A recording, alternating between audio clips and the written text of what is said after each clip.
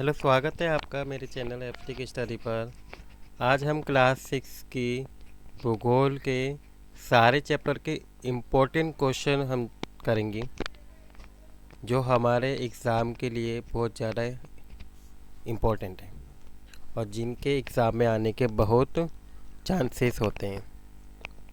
तो आइए हम शुरू करते हैं। सबसे पहले हम इस भूगोल के चैप्टर नंबर 1 सौरमंडल में पृथ्वी, इस चैप्टर के कुछ इम्पोर्टेंट क्वेश्चंस देखेंगे।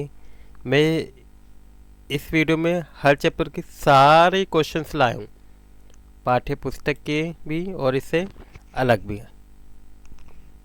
अब जैसे इसमें हमें एक क्वेश्चन है, नील आर्मस्ट्रॉन्ग पहले व्यक्ति थे जिन्होंने 29 जुलाई 1959 को सबसे पहले चंद्रमा की सतह पर कदम रखा था। तो वो कौन थे? Neil Armstrong. और कब रखा था? 29 जुलाई को। हमें मालूम करना है कि ऐसा कौन से भारतीय व्यक्ति है जो चंद्रमा पर गया था, उसका नाम आपको क्या है बताना है। तो वो व्यक्ति कौन था, वो भारतीय व्यक्ति कौन था जो चंद्रमा पर सबसे पहले गया था?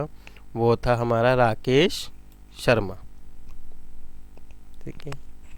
इसके बाद नेक्स्ट है, इसी बुक में आपके पेज नंबर 6 में लिखा हुआ है, जीव एवं पौधों को जीवित रहने तथा विकास करने के लिए किन किन वस्तुओं की जरूरत होती है? जीवों पौधों को जीवित रहने के लिए आपको पता है और अपना विकास करने के लिए जल, वायु और सौर ऊर्जा की जरूरत होती है। इसके बाद आपके बुक में ही क्वेश्चंस दिए हुए हैं, ये उनके आंसर हैं। ग्रह और तारे में क्या अंतर है? ये वेरी इंपॉर्टेंट क्वेश्चन है, कई बार एग्जाम में आया हुआ है। तो सबसे पहले हम ग्रह जानते हैं। ग्रह के पास अपने स्वयं का प्रकाश और ऊष्मा नहीं होती है, जैसे पृथ्वी और मंगल। ग्रह कैसे है? जिनमें अपने कुछ खुद की रोशनी नहीं होती, अपने खुद का प्रकाश नहीं होता, ना ही उसमें ऊष्मा होती है। तारे बड़ी मात्रा में ऊष्मा और प्रकाश को उत्सर्जित करते हैं, जैसे सूरज। ग्रहों की परिभ्रामक अर्थात चारों ओर घूमने वाला कहा जाता है, क्योंकि ये अपनी निश्चित कक्षा में तारे जैसे सूर्य के चारों ओर चक्कर लगाते हैं।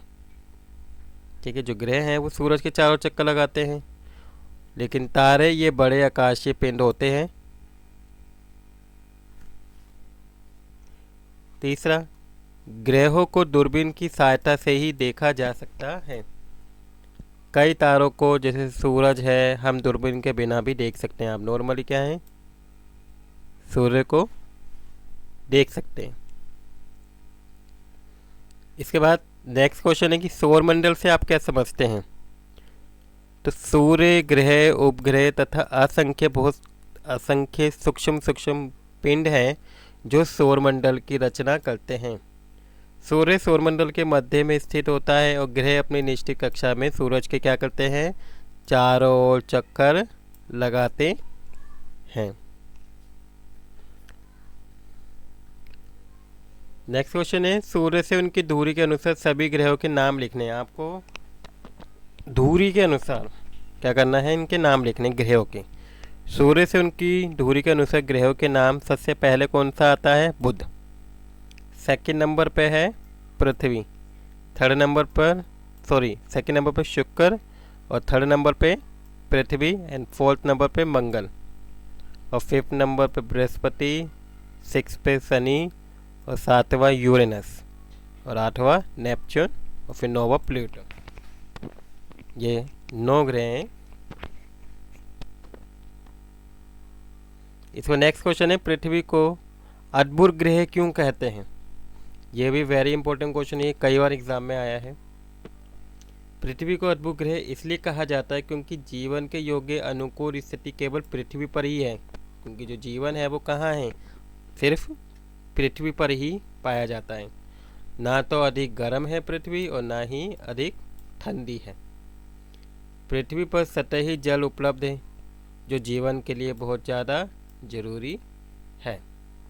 ये जीवनदायी ऑक्सीजन ओजोन परत से संपन्न है जो सूर्य को हानिकारक किरणों से क्या करता है, बचाता है। जो ओजोन परत है वो क्या करती है, सूरज से निकलने वाली जो हानिकारक किरण है उससे हमें बचाती है।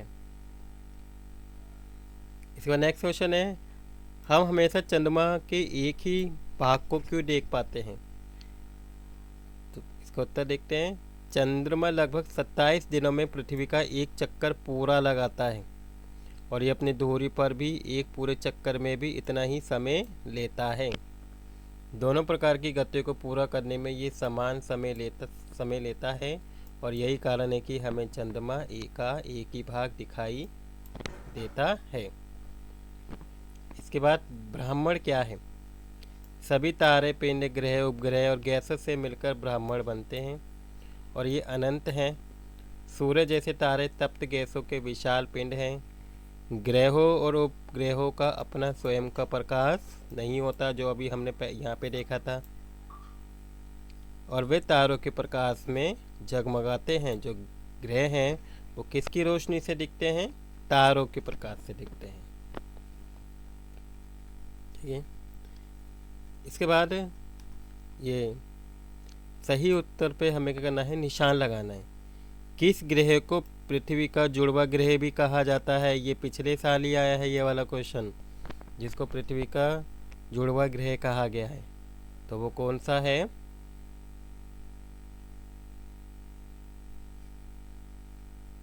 यस, शुक्र ग्रह। ठीक है। सूर्य से तीसरा सबसे नज़दीक ग्रह कौन सा है? जो तीसरा ग्रह है वो जो सूर्य से सबसे पास में है वो कौन सा ग्रह है? पृथ्वी। आपने यहाँ पे देखा था, मैंने यहाँ पे आपको नाम बताया था, ये रहा, देखिए, बुध, शुक्र, पृथ्वी। इसके बाद डैश पृथ्वी के सबसे करीब है। ठीक है, सॉरी ये वाला है थर्ड क्वेश्चन। सभी ग्रह सूर्य के चारों ओर किस पथ पर चक्कर लगाते हैं? वृत्तीय पथ पर, आयताकार पथ पर या दीर्घ वृत्ताकार पथ पर? तो इसका सही आंसर क्या है? दीर्घ वृत्ताकार पथ पर। बच्चे ज़्यादातर क्या गलती करते हैं, इस पे वृत्ताकार पथ पर टिक लगा देते हैं, लेकिन इसका आंसर ये नहीं है, बल्कि इसका आंसर क्या है? दीर्घ वृत्ताकार पथ पे क्या करते हैं, ग्रह चक्कर लगाते हैं। नेक्स्ट है, ध्रुव तारे किस दिशा का ज्ञान होता है? तो जो ध्रुव तारा है वो किस दिशा में होता है? आपका उत्तर दिशा में होता है। नेक्स्ट है, क्षुद्र ग्रह किन कक्षाओं के बीच में पाए जाते हैं? ऐसी कौन सी कक्षाएं हैं जिनके बीच में क्षुद्र ग्रह पाए जाते हैं? तो वो कौन सा है? मंगल और बृहस्पति। इसके बाद नेक्स्ट क्वेश्चन है, हमें खाली स्थान भरना है। डैश का एक समूह जो विभिन्न प्रतिरूपों का निर्माण करते हैं उसे क्या कहते हैं? उसे हम तारा या तारामंडल कहते हैं। ठीक है, यहाँ पे तारामंडल आएगा इसका आंसर में। तारों की एक बहुत बड़ी प्रणाली को क्या कहा जाता है? आकाशगंगा कहते हैं। और डैश पृथ्वी के सबसे करीब है, तो कौन सा है, क्या करीब है? चांद। पृथ्वी से तीसरा सबसे नज़दीक ग्रह कौन सा है? ये अभी ऊपर आया था, कौन सा है? पृथ्वी। सूर्य से जो तीसरा ग्रह सबसे नज़दीक में है वो पृथ्वी है। नेक्स्ट है, ग्रह के पास अपनी डैश और डैश नहीं होती। अभी हमने देखा था ग्रह के पास क्या नहीं होता? अपना ऊष्मा नहीं होती और अपनी प्रकाश नहीं होता। ठीक है। इसके बाद अतिरिक्त इसके अभ्यास के अलावा मैं अन्य क्वेश्चन भी लेकर आया हूँ। जैसे आकाशगंगा क्या है? भारत में धवल पथ को आकाशगंगा कहते हैं। दूसरा क्वेश्चन है, उर्सा मेजर किसे कहते हैं? लैटिन भाषा में सप्तऋषि को उर्सा मेजर कहते हैं। इसके बाद थर्ड क्वेश्चन है, बिग बियर क्या है? अंग्रेजी भाषा में सप्तऋषि को बिग बियर कहते हैं। रात्रि में अधिसंख्या तारे कब दिखाई पड़ते हैं? अमावस्या की रात्रि को सब अधिक संख्या में तारे देखने को मिलते हैं। जियोन क्या है? जियोन इसका तात्पर्य है कि भूमि के समान आकृति। उल्कापिंड किसे कहते हैं कि जो सूर्य के चारों लगाने वाले चट्टान के छोटे छोटे जो टुकड़े होते हैं जो सूरज के चारों चक्कर लगाते हैं, उसी को क्या कहते हैं? उल्कापिंड कहते हैं। पृथ्वी के कितने प्राकृतिक उपग्रह हैं? जो नेचुरल हैं वो क्या हैं? चंद्रमा। ठीक है।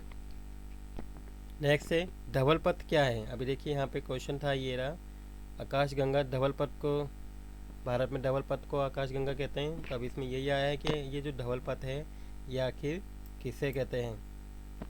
तारों भरी साफ रात्रि को, एक ऐसी रात को जो तारों भरी होती है और आकाश के आर पार एक श्वेत चमकीला पथ दृष्टिगोचर होता है, दिखाई देता है, इसी पथ या इसी पट्टी को हम धवल पथ कहते हैं। और यही क्या है? आकाशगंगा है। नेक्स्ट है सप्तर्षि किसे कहते हैं? सप्तर्षि क्या है? रात्रि के आकाश में तारों की बनी अनेक आकृति दिखाई देती हैं। ठीक है, तारों की बनी अनेक आकृति दिखाई देती हैं और तारों के किसी समूह के द्वारा निर्मित एक विशिष्ट आकृतीय संरचना को क्या कहते हैं हम? तारामंडल कहते हैं।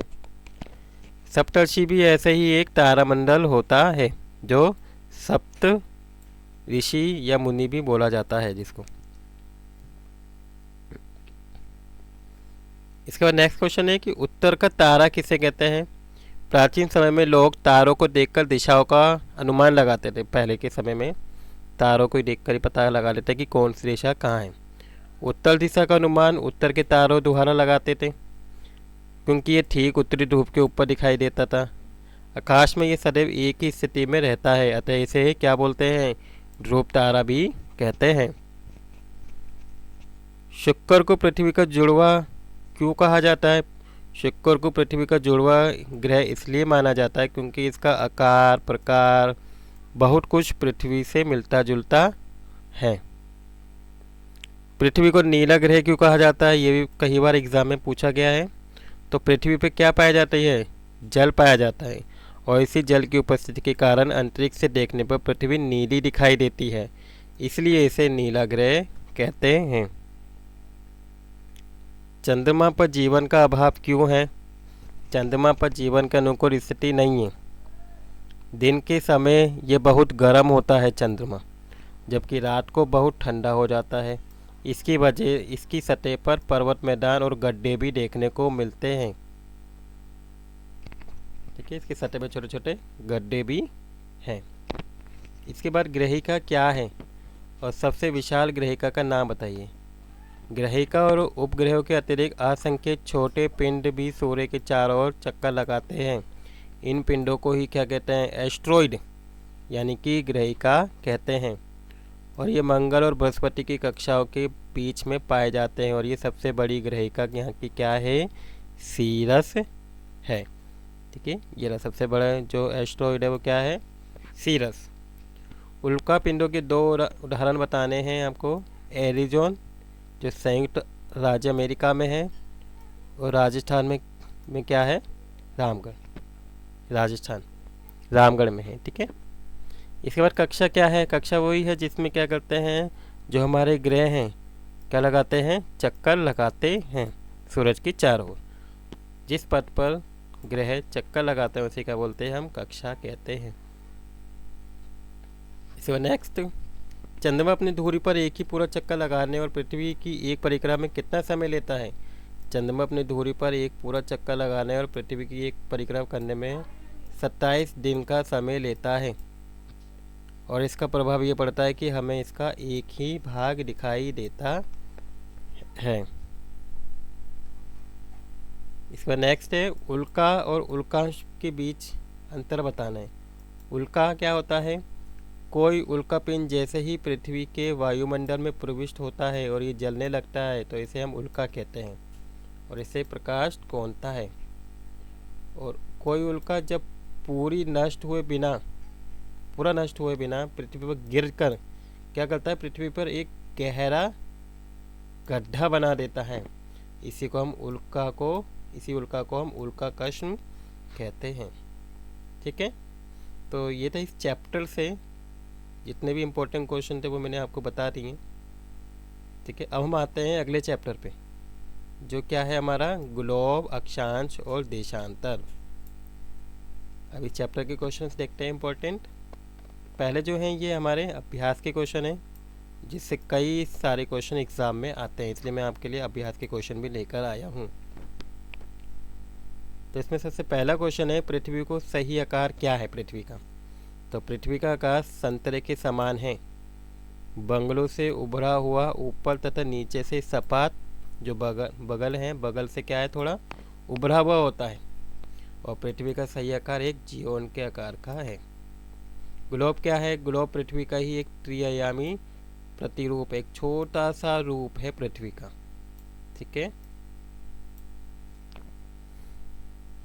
इसके बाद कर्क रेखा का अक्षांशीय मान कितना होता है, उत्तर में 23 डिग्री होता है। पृथ्वी के 3 ताप कटिबंध कौन कौन से हैं, 3 ताप हैं, एक है उष्ण कटिबंध, दूसरा है शीतोष्ण कटिबंध, तीसरा है शीत कटिबंध। अक्षांश और देशांतर रेखाएं क्या हैं, अक्षांश रेखाएं वो होती है जो पूर्व से पश्चिम की ओर विषुवत रेखा की समांतर होती है। ठीक है, पूर्व से ऐसे होती हैं जो इस तरीके से। और देशांतर रेखाएं वे होती है जो उत्तर से दक्षिण की ओर होती हैं। ठीक है, जो ऐसे होती हैं, इन्हें हम देशांतर रेखाएं कहते हैं। इसके बाद नेक्स्ट है, ऊष्मा की सबसे अधिक मात्रा उष्ण कटिबंध क्यों प्राप्त करते हैं। उष्ण कटिबंध ऊष्मा की सबसे अधिक मात्रा प्राप्त करते हैं क्योंकि सूरज की किरणें इस क्षेत्र में सीधी पड़ती हैं, जिसकी वजह से ये एरिया क्या रहता है, बहुत ज़्यादा गर्म रहता है। जब भारत में शाम के 5:30 बजते हैं, तब लंदन में दोपहर के 12 क्यों बजते हैं।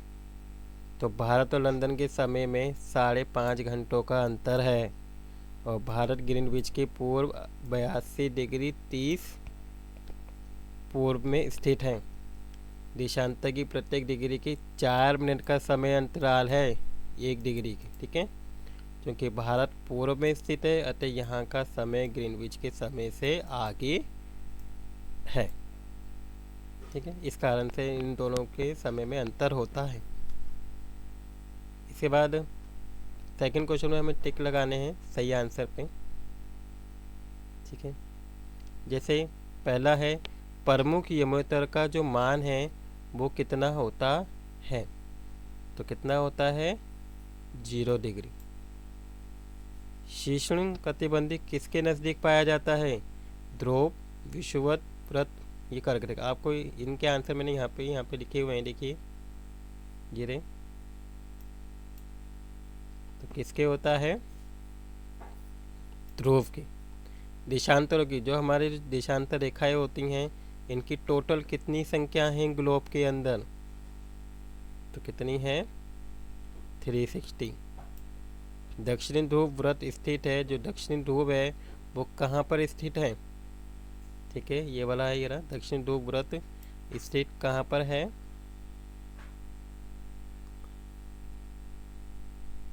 दक्षिणी गोलार्ध में। ग्रिड किसका जाल है, जो ग्रिड है वो किसका जाल है, इसमें क्या दिखाई देती हैं, अक्षांश और देशांतर रेखाएं दिखाई देती है। ठीक है, इसका नेक्स्ट क्वेश्चन यहाँ पे आता है, फिल इन द ब्लैंक से। मकर रेखा का जो एंगल डिग्री होता है वो कितना होता है, 23 डिग्री 1/2। भारत का मानक यमोत्तर क्या है, 82 डिग्री 30। 0 डिग्री यमोत्तर को डैश के नाम से भी जाना जाता है। ठीक है, तो किस नाम से जानते हैं हम उसे, प्रमुख यमोत्तर रेखा के नाम से भी जानते हैं। देशांतर के बीच की दूरी डैश की तरफ घटती जाती है, तो कहाँ घटती है देशांतर की दूरी, ध्रुवों की ओर जैसे बढ़ते जाते हैं वो घटती जाती है। उत्तर ध्रुव व्रत डैश गोलार्ध में स्थित है, कौन से गोलार्ध में स्थित है, उत्तरी गोलार्ध में स्थित है। इसके बाद अतिरिक्त प्रश्न उत्तर आते हैं इसके। सबसे पहला जो क्वेश्चन है वो क्या है, अक्षांश रेखाएं क्या है। ये वे रेखाएं जो पूर्व से पश्चिम की ओर तथा विषुवत रेखा के समांतर चलती हैं, जो अभी हमने यहाँ पे भी देखी थी। ठीक है, देखिए ये रही, यहाँ पे मैंने बताया था आपको, ये अक्षांश रेखाएं वे रेखाएं जो पूर्व से पश्चिम की ओर चलती हैं। भारत की मानक मध्यम रेखा कौन सी है, तो भारत की मानक मध्यम रेखा 82 1/2 डिग्री पूर्व है और ये पूरे देश से होकर गुजरती है। इसका नेक्स्ट क्वेश्चन है, ग्लोब पर हम किसी स्थान को किस प्रकार से निर्धारित करते हैं। अगर हमें किसी जगह के बारे में हमें पता करना है तो किस प्रकार से निर्धारित करते हैं। ग्लोब पर स्थानों की अक्षांश और देशांतर रेखाओं की सहायता से निर्धारित किया जाता है। हम किन अक्षांश और देशांतर रेखाओं से हम पता लगाते हैं। प्रत्येक रेखा का डिग्री में संख्या दी जाती है। अब देखिए देशांतर रेखा क्या होती है। वे रेखा होती है जो उत्तर से दक्षिण की ओर चलकर उत्तरी ध्रुव और दक्षिण ध्रुव पर मिलती हैं। उत्तरी ध्रुव और दक्षिण ध्रुव का मान हम किस प्रकार ज्ञात करते हैं। इनकी जो मान है, विषुवत रेखा से उत्तरी ध्रुव दक्षिण ध्रुव की कोणीय दूरी 90 डिग्री, अतः उत्तरी ध्रुव का अक्षांश 90 डिग्री उत्तर है और दक्षिण ध्रुव का 90 डिग्री दक्षिण है। नेक्स्ट क्वेश्चन है कि पृथ्वी पर कितने उष्ण कटिबंध और शीतोष्ण कटिबंध है। पृथ्वी पर 2 उष्ण कटिबंध हैं, 2 शीतोष्ण कटिबंध हैं और उत्तरी और दक्षिण गोलार्ध में एक एक पाए जाते हैं।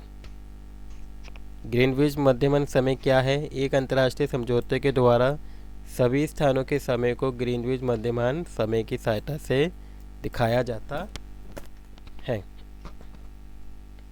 इसके बाद नेक्स्ट क्वेश्चन है, समय की गणना में देशांतर रेखाएं किस प्रकार से सहयोगी हैं। एक घूर्णन में पृथ्वी को 24 घंटे लगते हैं। आपको पता है कि पृथ्वी जो टोटल एक बार घूमने में 24 घंटे का समय लेती है और इसका अर्थ है कि 24 घंटे में पृथ्वी 360 डिग्री पूरे घूम जाती है, अर्थात 4 मिनट में 1 डिग्री की गति करती है। इसी के अनुरूप पृथ्वी को 24 समय विभागों में विभाजित किया गया है। ग्रीनविच मध्यमान रेखा के पूर्व में स्थित स्थानों पर सूर्योदय पश्चिम में स्थित मध्यमान रेखा की ओर पड़ने वाले स्थानों की तुलना में जल्दी होता है। स्थानीय समय और मानक समय में क्या अंतर है। स्थानीय समय को किसी स्थान पर दोपहर में चमकने वाले सूरज की स्थिति के अनुसार हम परिकलित करते हैं, पता लगाते हैं और प्रत्येक देश एक केंद्रीय मध्यमान रेखा निश्चित करता है जिसे देश का मानक समय भी कहा जाता है। ठीक है, तो ये इस दूसरे चैप्टर के मैंने सारे क्वेश्चन आपको करा दिए हैं।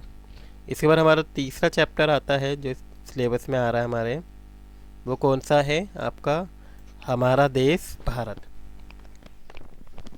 इस चैप्टर से सबसे पहले हम मानचित्र में देखते हैं कि मानचित्र में क्या क्या भरने को आता है और इस चैप्टर से बहुत मानचित्र में भरने के लिए आता है। जैसे सबसे पहले रेखा भारत के रेखा मानचित्र पर निम्नलिखित में दिखाना है। सबसे पहले क्या है, कर्क रेखा। आपको पता है कर्क रेखा क्या होती है, जो भारत के बीच से होकर गुजरती है, ये कर्क रेखा है। इसके बाद है भारत का मानक यमोत्तर। ठीक है, तो आपको यहाँ पे दिखेगा, देखिए ये भारत का मानक यमोत्तर ये है। इसके बाद जिस राज्य से आप निवास करते हैं, ठीक है, दिल्ली, अंडमान द्वीप समूह तथा लक्षद्वीप द्वीप समूह हमें बताना है। तो जो अंडमान है, देखिए ये रहा लक्षद्वीप और ये रहा अंडमान द्वीप समूह। ठीक है, इसके बाद नेक्स्ट है आपको पूर्वी घाट एवं पश्चिमी घाट बताना है। ठीक है, तो आपको ये दिख रहा है, ये रहा पूर्वी घाट और ये पश्चिमी घाट। तो ये आपके लोकेशन भरने के लिए आती है। अरब सागर, बंगाल की खाड़ी भी आता है। इनके पड़ोसी देश के नाम भी आते हैं, जैसे तिब्बत, चीन, नेपाल, भूटान। ये भूटान, ठीक है, भूटान ये रहा, नेपाल, पाकिस्तान, ये सब आपको इनकी लोकेशन आपको पता होनी चाहिए। इसके बाद इस चैप्टर से हम क्वेश्चन देख लेते हैं। भारत के अक्षांशीय विस्तार क्या है। भारत का अक्षांशीय विस्तार 8 डिग्री 4 तथा 37 डिग्री 6 इंच उत्तर अक्षांशों के बीच में है। ठीक है, अगर आप देख पाओ तो ये रहा है ना, यहाँ से इस तरीके से। नेक्स्ट है भारत का देशांतर विस्तार कहाँ से कहाँ तक है। पश्चिम से लेकर भारत का 68 डिग्री 7 पूर्व तथा 97 डिग्री 25 पूर्व देशांतर के बीच में है। भारत और श्रीलंका को पृथक करने वाली, देखिए ये जो है ये कौन सी जल संधि है जो गलती इन दोनों को अलग करती है। ये जल पिंड भी बोलते हैं और जल संधि भी बोला जाता है। तो ये कौन सी है जो अलग करती है? पाक जल संधि। ठीक है, इसे पाक जल संधि भी बोल सकते हैं या जलदम मरुमध्य। ठीक है, इसे पाक जल संधि भी कहते हैं, जो इन दोनों को अलग करती है। नेक्स्ट है, ये पिछले साल एग्ज़ाम में आया था, ये आपको पता होना चाहिए। क्षेत्रफल की दृष्टि में सबसे बड़े और सबसे छोटे राज्यों के नाम बताने हैं। क्षेत्रफल की दृष्टि से सबसे बड़ा राज्य कौन सा है? राजस्थान। ठीक है, और सबसे छोटा राज्य कौन सा है? गोवा। इसका नेक्स्ट क्वेश्चन है आपका क्वेश्चन नंबर 6। भारत के दो सबसे पश्चिमी और पूर्वी बिंदु के समय में कितना समय अंतर होता है? भारत के दो सबसे पश्चिमी और पूर्वी बिंदु के समय में लगभग 2 घंटे का अंतर होता है। पूर्वी और पश्चिमी बिंदु के बीच देशांतीय अंतर 97, 25 पूर्व और 68 डिग्री 7 पूर्व से लेके 29 डिग्री 18 इंच तक होता है। प्रत्येक डिग्री के लिए 4 मिनट का अंतर होता है, अतः समय का अंतराल इतना रहता है। ठीक है, ये अभी हमने ऊपर भी बताया था। नेक्स्ट क्वेश्चन है कि पूर्व की ओर बहने वाली भारत की 4 नदियों के बारे में आपको बताना है, जो पूर्व की ओर बहती है। वो कौन कौन सी नदी है? महानदी, गोदावरी, कृष्णा और कावेरी। जो चारों नदी कहाँ पर आके गिरती हैं? बंगाल की खाड़ी में। ठीक है, अगर आप मैप में देखोगे तो ये रहा बंगाल की खाड़ी में यहाँ पर आके गिरती हैं। इसके बाद भारत के संदर्भ में विविधता में एकता से क्या तात्पर्य है? भारत की स्थलकीर्ति विविधता से अतोप्रत है। उन्नत पर्वत, थार रेगिस्तान, उत्तरी मैदान, उबड़ खाबड़ पठारी सतह, ढीपी तट यहाँ पर हैं। ठीक है, उत्तरी मैदान भी पाए जाते हैं भारत में, उबड़ खाबड़ एरिया हैं, पठार हैं और द्वीपीय तट है। जलवायु, वनस्पति, वन्य जीवन, भाषा में विविधता पाई जाती हैं। ठीक है, तो भारत की सतह बिल्कुल भी सेम नहीं है।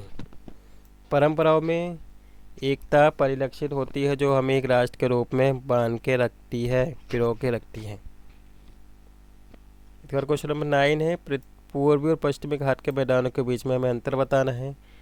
पश्चिमी घाट के मैदान पश्चिमी घाट की पश्चिम में पड़ते हैं और पश्चिमी घाट के मैदान बहुत संकरे होते हैं।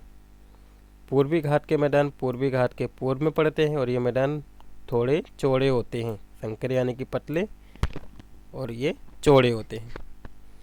वहाँ पूर्व की ओर बहने वाली कई नदियाँ पड़ती हैं, जो अभी मैंने बताई, महानदी, गोदावरी, कृष्णा और कावेरी। जो ये चारों कहाँ गिर जाती हैं? बंगाल की खाड़ी में गिरती हैं, जिसकी वजह से यहाँ की जो ज़मीनें हैं वो उपजाऊ होती हैं। बाह्य हिमालय शिवालिक में अनेक देशांतरीय घाटियाँ हैं, जिन्हें दून भी कहते हैं, जैसे कि देहरादून। ठीक है, उत्तरी मैदान का संक्षिप्त परिचय लिखिए। ये लगभग एक समतल मैदान है, जो सिंधु, गंगा और ब्रह्मपुत्र तथा उनकी सहायक नदी के द्वारा बहाकर लाई जाती है और जलोढ़ मिट्टी में निक्षेपण के द्वारा बनती है। उपजाऊ मृदा आवरण, अनुकूल जलवायु और अपर्याप्त जलपूर्ति यहाँ कृषि के सहयोग देते हैं और ये जनसंख्या घनत्व यहाँ का काफ़ी ऊंचा है। नेक्स्ट क्वेश्चन है, प्रायद्वीप पठार की अवस्थिति लिखनी है। प्रायद्वीप पठार उत्तरी मैदान के दक्षिण में स्थित ये त्रिभुजाकार आकार का होता है, इस तरीके से। ठीक है, इसके उभारों में बहुत अधिक असमानता है और ये बहुत सी पहाड़ी श्रृंखला तथा घाटियाँ यहाँ पर हैं। इसके उत्तर पूर्व में अरावली की पहाड़ी स्थित है और ये विश्व की सबसे पुरानी पर्वत श्रेणी है। विंध्य, सतपुड़ा अन्य महत्वपूर्ण श्रेणी यहीं पर आती हैं। इन श्रृंखलाओं से होकर नर्मदा, तापी और नदियाँ बहती हैं, जो अरब सागर में जाके गिरती हैं। अरब सागर की तरफ कौन सी नदियाँ पड़ती हैं? नर्मदा और तापी। पश्चिमी घाट का विस्तार एक समान रूप से है और वहीं पूर्वी घाट टूटा हुआ है, असमान है, और ये पठार कोयला तथा लौह अयस्क जैसा खनिजों से संपन्न है। ठीक है, तो ये थे आपके तीनों चैप्टर से सारे चैप्टर के इम्पोर्टेंट क्वेश्चन जो मैंने आपको करा दिए हैं, जो आपके एग्ज़ाम में बहुत हेल्प करेंगे, ज़रूर आएंगे। इसमें से बहुत सारे क्वेश्चन एग्ज़ाम में आते हैं। आई होप आपको वीडियो अच्छी लगी होगी और सारे क्वेश्चन समझ में आए होंगे। अगर आपको वीडियो अच्छी लगी तो please like the video and share the video. और अगर आप इस चैनल पे नए हैं तो please subscribe the channel. Thank you for watching video.